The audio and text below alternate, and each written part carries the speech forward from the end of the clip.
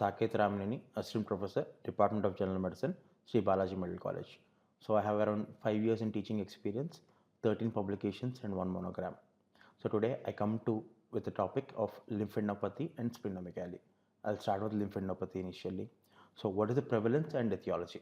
So lymphadenopathy can be primary or it can be secondary because of multiple disorders. In general, more than 2/3 cases are mostly infective or non-specific. Less than 1/3 cases are your malignancies. So if you can define what is generalized lymphadenopathy and what is localized. So localized is mainly for one specific area. If it's generalized, it's more than 2 or 3 non-contiguous regions, and that is always an alarming sign and that requires the investigation. So what are the most common causes? In generalized, Epstein-Barr virus, CMV, infectious mononucleosis, toxoplasmosis, AIDS, viral infections, SLE, URTIs, leukemias and lymphomas. Whereas how do you assess such a patient? You'll have to approach or assess. First step is always granting a proper medical history from the patient. So what was his travel, what was his occupation, and what did he do recently, and what triggered him to come to the hospital mainly, and what are his symptoms after the issues have started. So after you elicit the history, you will always go for the head to toe physical examination. You will follow up with a selected laboratory test, and only if and when required, you will go for a lymph node biopsy, but not in all cases. Medical histories can be sore throat, cough, cold, weight loss, fatigue, loose stools, vomitings, or any hemoptysis or hemoptysis also. If you see the patient profile, age, generally young adults or adolescents, they generally have lymphadenopathy primarily due to CMV or Epstein-Barr virus. The chances of malignancy are always unlikely. Whereas if a person of more than 50 years is coming to you in the OPD, there's a high chance that he is having some underlying malignancy. Most often what happens in these conditions are these patients tend to present with the jaw pain or preauricular pain, or they have weight loss or difficulty in mastication. So these are general symptoms they always present, which means that they might be having an underlying issue in the buccal mucosa, probably a cancer of the tumor, probably any malignancy of the buccal mucosa, or anything in the underlying muscles. So always sex is also important. Males tend to have more chance of malignancy rather than females. Exposure, pets, toxoplasmosis and cat scratch disease. Sexual behavior, STDs lead to inguinal lymph nodes. Drugs, phenytoin. Common causes for age, as I was telling you, young, viral, bacterial, URTA, infectious mononucleosis, toxoplasmosis and TB. Older adults, high malignancy risk. Physical examination, extent, localized or generalized.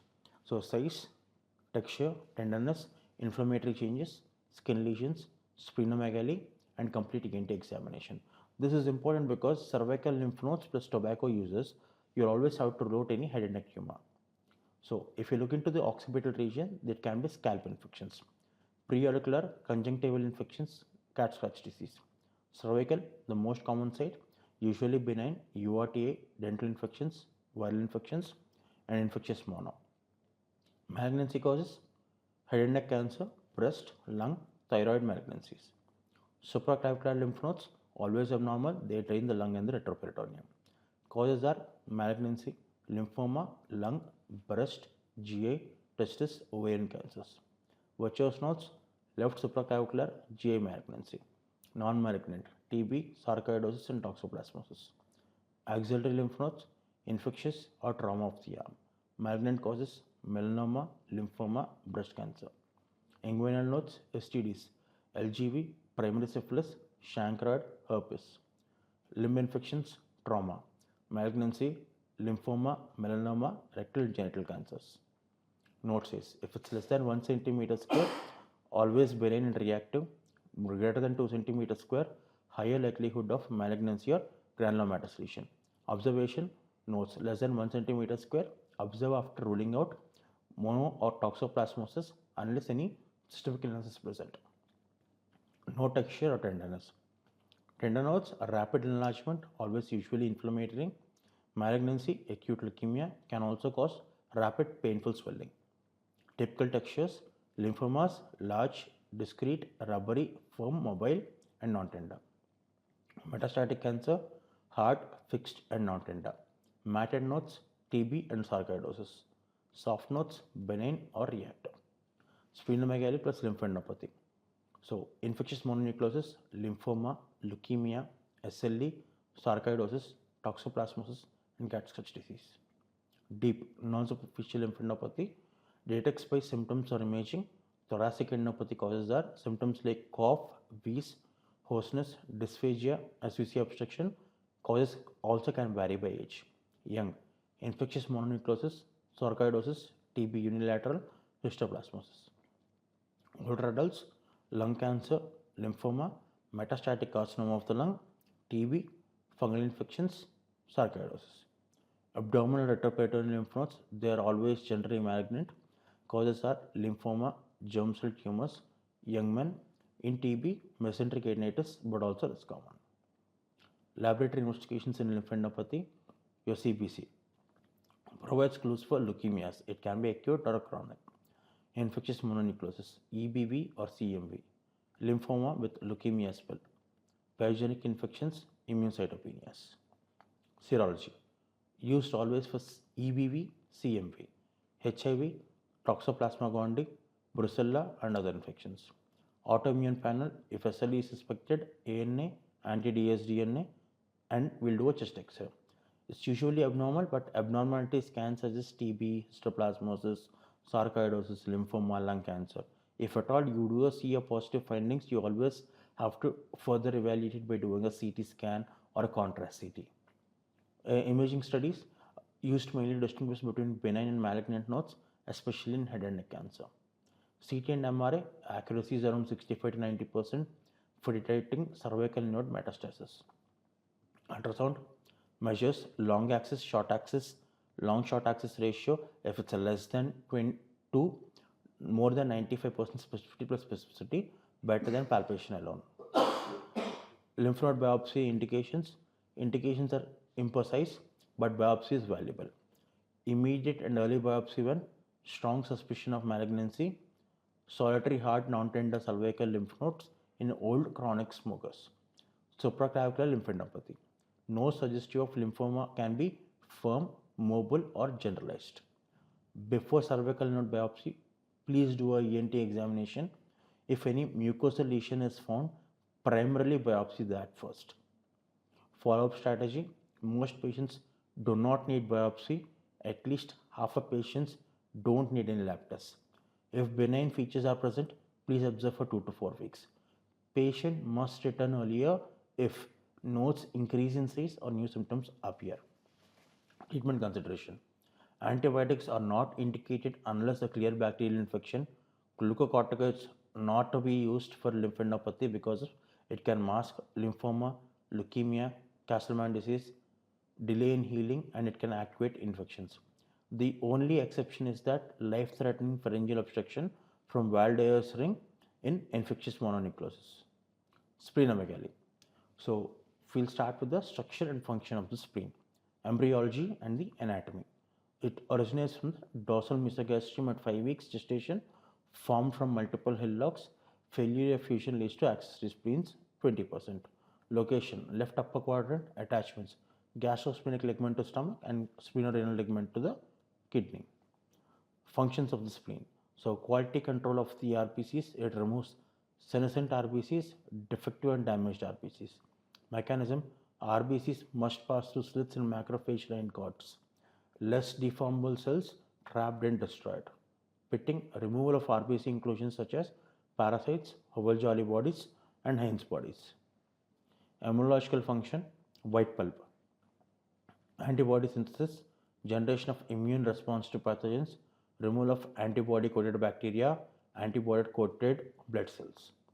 Removal of particulates, eliminating circulating bacteria, especially encapsulated organisms like Streptococcus pneumoniae, Haemophilus influenza, and Neisseria meningitis. Extramedullary hematopoiesis occurs when bone marrow cannot meet demand. Recapitulates fetal hematopoietic role. Histological structure, red pulp.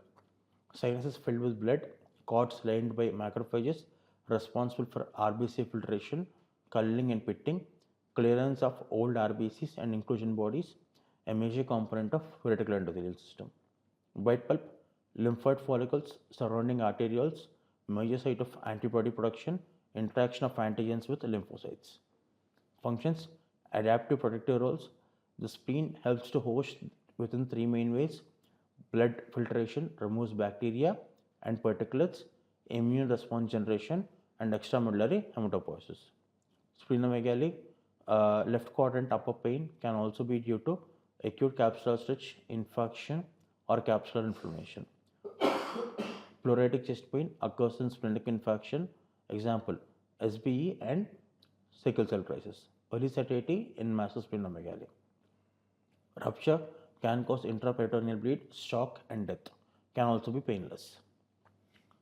Physical examination, normal spleen, weight less than 250 grams, lies within the ribcage, not palpable. Ultrasound, diameter less than 13 centimeters. Radionuclide scan length less than 12 centimeters. Width less than or equal to 7 centimeters. Normally not palpable. Inspection, fullness in the left upper quadrant descending with inspiration, massively enlarged spleen. Palpation techniques. Bimanual palpation, patient is supine with knees flexed, left hand lifts the lower rib cage towards the costal margin. Right hand starts from the left lower quadrant, moves upwards towards the left costal margin. Patient should breathe deeply and feel for the descending splenic tip. Document size in centimeters and below the costal margin. Ballotment, helpful in obese patients. Middleton's maneuver, palpation from the above, less commonly used. Percussion techniques, Nixon's method, patient is on the right side, percuss posterior axillary line towards the lower costal margin, normal upper border of dullness, 6 to 8 centimeters above the costal margin, 8 centimeters splenomegaly. Castel's method, which is most commonly used, patient is supine, percuss in the lowest intercostal space, that is 8th or 9th anterior axillary line. Normal, resonant in expiration and inspiration. Dull on full inspiration, it means splenomegaly. Drop space percussion, borders are 6th rib, mid-axillary line, left costal margin. Normally resonant, dullness can be seen in splenomegaly. DDs are stomach tumor, splenic fracture of the colon, pancreatic tail cyst, left kidney mass or cyst. Enlargement due to increased demand for splenic function. Retrothelial system hyperplasia, spherocytosis, early sickle cell anemia, ovulocytosis, thalassemia major, hemoglobinopathies, paroxysmal nocturnal hemoglobinuria, and pernicious anemia. Infectious mononucleosis, AIDS, syphilis, viral hepatitis, acute bacterial endocarditis, splenic abscess, tuberculosis, histoplasmia, and lastly malaria. Enlargement due to abnormal splenic or portal blood flow, mainly due to cirrhosis, hepatic vein obstruction, portal vein obstruction, or splenic vein obstruction. Infiltration of the spleen, intracellular or extracellular, amyloidosis, Gaucher's disease, Niemann-Pick disease, Tangier disease, Hurler syndrome. Benign and malignant infiltrations, leukemias, acute chronic lymphoid myeloid, and lymphomas. Laboratory assessment, CBC findings depending on the underlying erythrocytes. RBC count is always normal. It is decreased in Thal major, SLE, cirrhosis. Increased in polycythemia vera. Granulocytes WBC count always normal. Decreased in Felty syndrome, congestive splenomegaly, and leukemias. Increased in infections, inflammation, and myeloproliferative disorders. Platelets normal. Decreased, enhanced sequestration, destruction, and enlarged spleen. It can be because of congestive splenomegaly, Gaucher's disease, and ITP. Increased in myeloproliferative disorders like polycythemia vera. Imaging. Ultrasound is the best initial test, non-invasive, bedside, inexpensive. Normal spleen length less than 13 centimeters.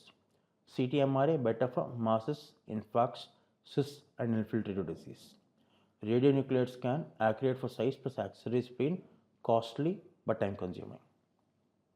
Additional tests guided by suspected underlying disease.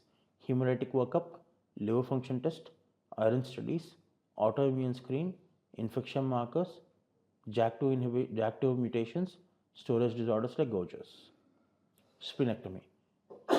Indications, diagnostic, only when clinical illness plus other tests fail to give a diagnosis. 10% of splenectomies are done in tertiary centers only. Therapeutic, which is the most common, massive splenomegaly causing symptoms, pain, early satiety, and discomfort. Hypersplenism, correction of cytopenias, anemia, and thrombocytopenia. Immune-mediated cytopenias, example, ITP not responding to therapy. Trauma or iatrogenic spleen rupture. Chronic myeloid leukemia, CML, for symptom relief, reduces transfusion used unless in emergency. Hematological malignancies responsive to splenectomy are hairy cell leukemia, pro-lymphocytic leukemia, rare splenic lymphomas like mantle cell and marginal zone. Abscopal effect is tumor regression at distant sites after splenic irradiation. And the complications are, the most serious are overwhelming infections, especially with encapsulated organisms. That is Streptococcus pneumonia, Haemophilus influenza, and Neisseria meningitis. Some gram-negative enteric bacteria. Thrombosis, laparoscopic splenectomy, increased risk of portal vein thrombosis, but Chiari syndrome. Others are increased susceptibility to babesiosis, so you'll have to avoid endemic areas. So that will be the end of today's topic. I'll come back with the different topics soon.